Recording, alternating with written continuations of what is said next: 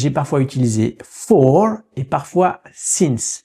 J'avais dit par exemple for a while tout à l'heure, ou j'avais dit aussi since last December.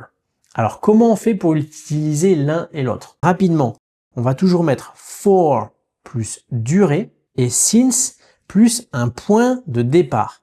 Donc la durée, c'est dans le temps quelque chose qui s'étend, et since, ça va être plus un point de départ. Donc souvent dans les leçons, on voit écrit since plus date. Mais c'est pas forcément une date, ça peut être un point de départ. Par exemple, je peux dire since we first met, depuis le moment où on s'est rencontrés en premier. Donc, par exemple, là, j'avais dit for a while, pendant un moment, for 2 weeks, pendant 2 semaines, for 3 hours, pendant 3 heures. Donc à chaque fois, for plus durée. Et là, des points de départ, since last December, donc décembre dernier, since 1997, depuis 97, since Monday, on peut dire aussi since last Monday, donc depuis lundi.